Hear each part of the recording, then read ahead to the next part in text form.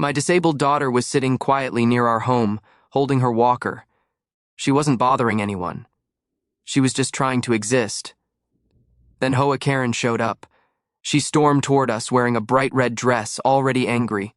She started yelling that my daughter didn't belong here, that disabled kids were bad for society. My daughter froze.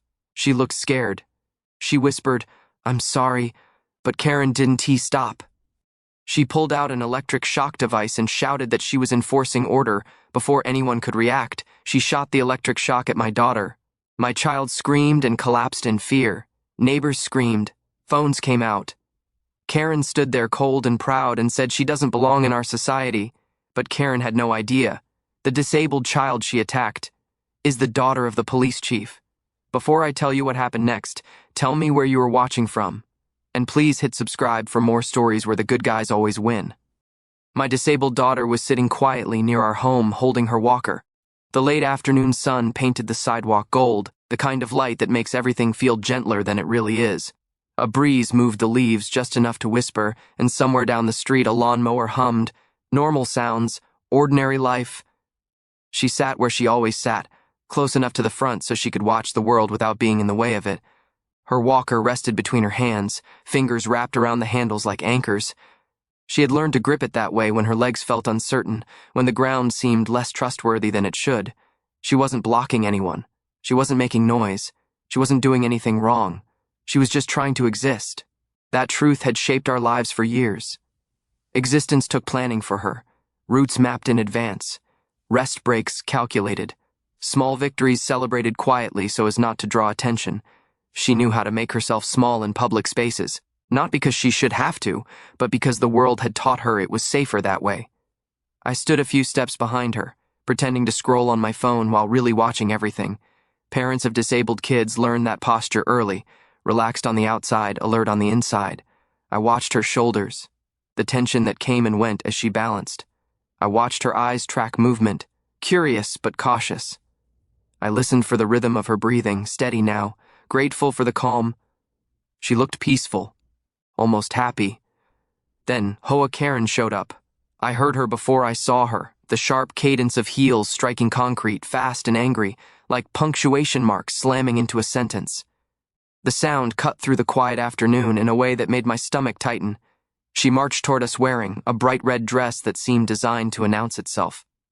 The color was loud, defiant. Her face was tight with anger, lips pressed thin, eyes already narrowed as if she'd been rehearsing this confrontation all day. She didn't greet us.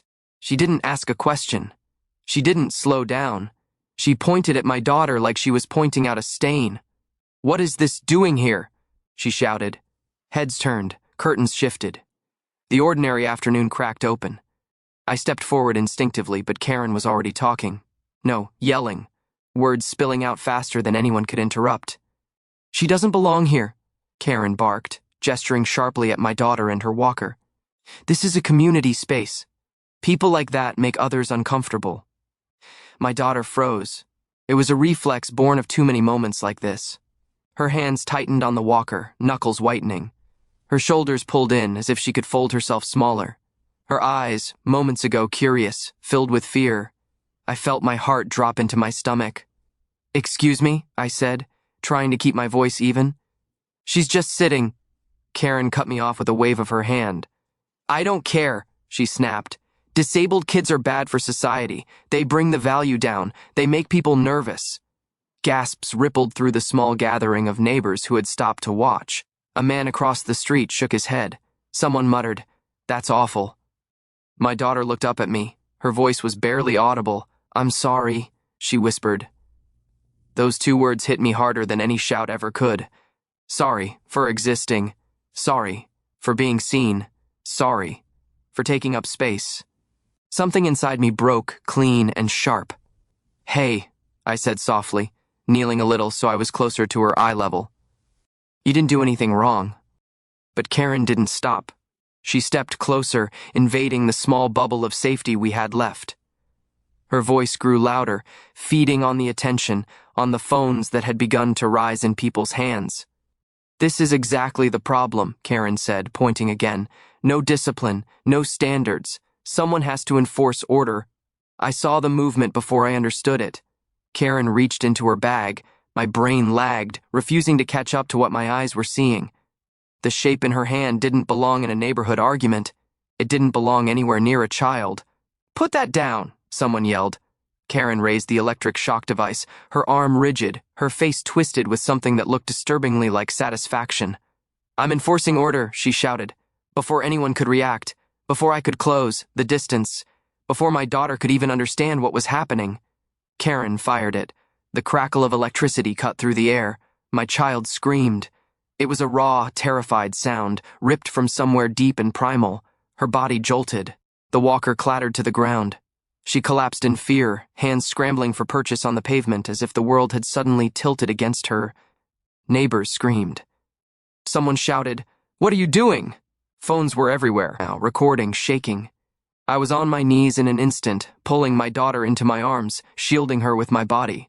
She was shaking violently, sobbing, gasping for breath as panic overwhelmed her small frame. "It's okay," I whispered, my voice breaking. "I've got you. I've got you." Karen stood there, cold, still. The device hung loosely in her hand now, smoke curling faintly from it. Her chest rose and fell as if she'd just finished something strenuous. Important. "She doesn't belong in our society," Karen said, loud enough for every phone to catch it. Someone had to say it. The words settled over the crowd like ash. I looked up at her. My hands were shaking, not with fear but with something darker, something controlled, something that had just crossed from shock into certainty. Around us, neighbors shouted at Karen to step back. Someone called emergency services. A woman knelt beside us, her hands hovering helplessly, eyes wide with horror. My daughter clung to my shirt, her fingers fisting the fabric like it was the only thing tethering her to the world. "Daddy," she cried. "I didn't do anything." I pressed my forehead to hers. "I know," I said. "I know." Karen scoffed. "Stop being dramatic," she said. "This is how order is maintained. Order." I rose slowly to my feet, keeping my body between Karen and my child. "Get away from her," I said. Karen smirked. "You don't get to tell me what to do," she replied. "I have authority here. Authority." The word echoed strangely in my mind, hollow and misplaced, because Karen had no idea, not the slightest idea, that the man standing in front of her, the father holding his shaking child, the voice